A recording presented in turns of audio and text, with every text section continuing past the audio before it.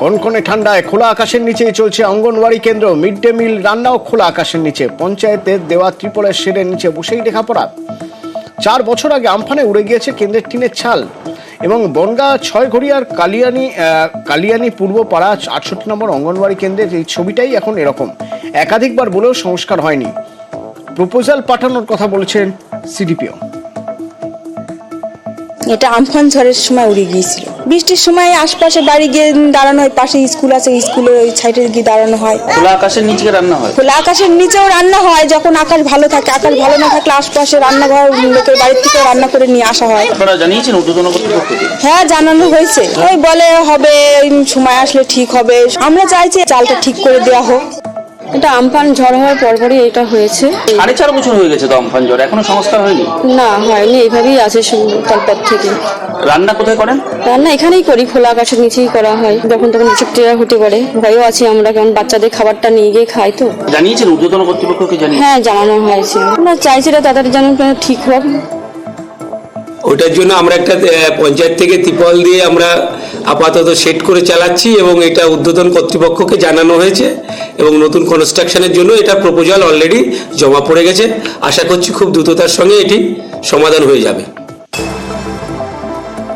কাঁথিতে তৃণমূল নেতার বাড়িতে NIA team. Trinamool নেতা তথা পূর্ব মেদিনীপুর জেলা পরিষদের কর্মাধ্যক্ষ মানব পয়রার বাড়িতে 2 ঘন্টা ছিলেন এনআইএর আধিকারিকরা।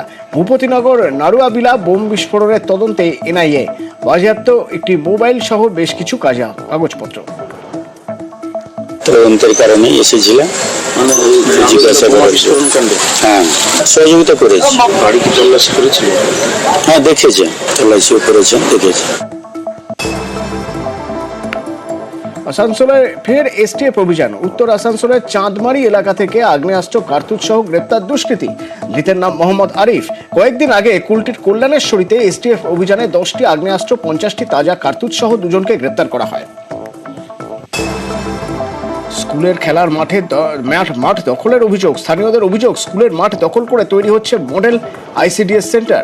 দাসপুরের মানিকপুর গ্রামে ক্ষোভ।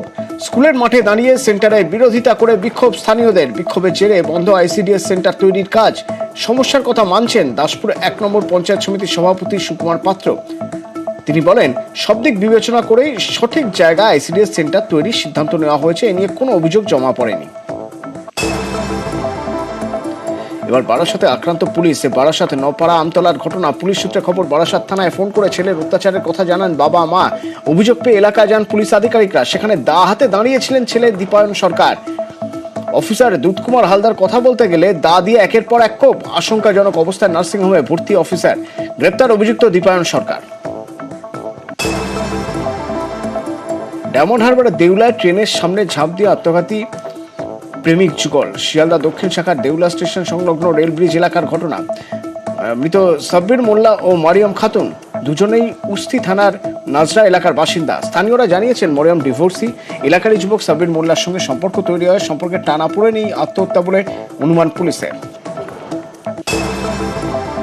বেলপাহাড়িতে বাঘিনী আতঙ্কে কমছে পর্যটক সংখ্যা। বন দপ্তরের সতর্কবার্তায় অনেকেই কাটছাট করছেন ট্যুর। অনেকে আবার বেলপাহাড়ি ছেড়ে ঝাড়গ্রামে চলে আসছেন। কোনো উৎসাহী পর্যটক অবশ্য বাঘ দেখার আশায় রোমাঞ্চিত। বন দপ্তর জানিয়ে দিয়েছে, ঝাড়গ্রামের বেলপাহাড়ি থেকে মাত্র 12 কিলোমিটার দূরে রয়েছে বাঘিনীর লোকেশন ট্র্যাক করে তাকে ঘরে ফেরাতে নাজেহাল ওড়িশা এবং ঝাড়খণ্ড বন দপ্তর। বাঘ বেরিয়েছে, আশাপাশি জঙ্গল এলাকাগুলোতে রয়েছে। ফরেস্ট থেকে কি কোনো সতর্ক করছে যে বাঘ বেরিয়েছে? ফরেস্ট থেকে সতর্ক করেছে, কেউ সামনে যাবে না, দূরেও যাবে না। ভয় তো প্রচন্ড লাগছে। মাথাভাঙার বেলতলা গ্রামে অজগর আতঙ্ক। শুক্রবার এক ব্যক্তির বাড়ির পাশে 10 ফুট লম্বা অজগর সাপ দেখতে পান স্থানীয়রা। খবর পেয়ে ঘটনাস্থলে পৌঁছে বন দপ্তরের সর্প বিশেষজ্ঞ। এর আগেও এলাকায় উদ্ধার হয়েছে 2টি অজগর। পরপর অজগর উদ্ধারে আতঙ্কে এলাকাবাসী। নববধূ এলো গরুর গাড়িতে করে নতুন বউকে বাড়িতে নিয়ে এসে তাক লাগিয়ে দিলেন পুরুলিয়া বান্দোয়ানের ধাতকার অধ্যাপক কৃষ্ণেন্দু মাঝি। তার কথায় বাবা ঠাকুরদা সবাই বিয়ে করে নববধূকে এই গরুর গাড়িতে করেই নিয়ে এসেছিলেন। সেই প্রাচীন রীতি মেনেছেন তিনিও। তোলার টাকায় জনসেবা ঠিকাদারদের থেকে কাটমানি নেওয়ার কথা স্বীকার করলেন ক্যানিং পূর্বের বিধায়ক শওকত মোল্লা। আর সেই টাকা জনসেবায় খরচ করা হয় বলেও জানান শওকত। ভাঙড়ের শওকত মোল্লার কথায় বিতর্ক, শওকতের বক্তব্যে বিজেপির কটাক্ষ। একটা সময় কন্ট্রাক্টরদের কাছে যে পয়সা নিত সেই পয়সা লুট কোনো একজন ব্যক্তি নিয়ে দুজন ব্যক্তি নিয়ে চলে যাবে। এখন আর সেটা হয় না। আমরা সেখান থেকে যদি 5 পয়সা কমিশনই হয় কারো কাছ থেকে, সেটা আমরা গরিব মানুষের মধ্যে কিছু না কিছু কিনে দিই। এই যে 5,000 এই যে কম্বল দিচ্ছি, প্রায় কম বেশি 25 থেকে 27 লাখ টাকা দাম।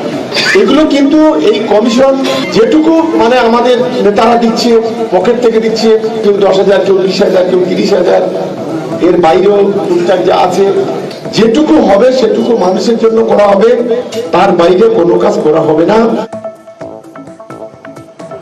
এটা তো আমরা বহুদিন ধরে বলে আসি, তৃণমূল মানে কাটমারির সরকার। এবং সব থেকে একটা ভালো লাগলো যে শওকত মোল্লা আমাদের কথাটাকে স্বীকার করলেন। কম্বল যদি বিতরণ করতে হয় তা তো তার নিজের টাকায় বিতরণ করো, তার সরকার তার দিক বিতরণ করুক। কিন্তু এইভাবে তাহলে একটা কন্ট্রাক্টর সে কাজ করবে কি করে? তখনও কাটমানি চলছে, এখনো কাটমানি চলছে। এই কাটমানি তো বন্ধ হয়নি, এখন নিজেদের মধ্যে টাকা পয়সা ভাগাভাগির গন্ডগোল। আমি আরাবুল ইসলামের কথা যদি বলে থাকেন, উনি আরাবুল ইসলামের তো পঞ্চায়েত সমিতির সভাপতি ছিলেন, উনিই তো করেছেন সভাপতি। ওনার লোক যদি খায় তখন উনি কেন প্রতিবাদ করেননি? দুর্গাপুরে আবাসনে আগুন, এলাকায় আতঙ্ক। দমকলের একটি ইঞ্জিনের চেষ্টায় নিয়ন্ত্রণে আগুন। শুক্রবার দুপুরে দুর্গাপুরের ফরিদপুরের নিউপিট এলাকায় ইসিএল এর 2টি আবাসনে আগুন লাগে। পুলিশ ও স্থানীয়দের তৎপরতায় ঘটনাস্থল থেকে সরানো হয় আবাসনের বাসিন্দাদের। শর্ট সার্কিটে আগুন বলে অনুমান প্রাথমিকভাবে। আজ থেকে রাজ্যে শৈত্যপ্রবাহের সতর্কতা। রবিবার পর্যন্ত পুরুলিয়া, বাঁকুড়া, বীরভূমে শৈত্যপ্রবাহ 10 ডিগ্রির নিচে নেমে যেতে পারে পারদ। শনি ও রবিবার শৈত্যপ্রবাহের সতর্কতা। 5 জেলায় তাপমাত্রা স্বাভাবিকের থেকে 4 ডিগ্রি সেলসিয়াস নিচে থাকবে। কলকাতায় 15 ডিগ্রির নিচে থাকবে তাপমাত্রা।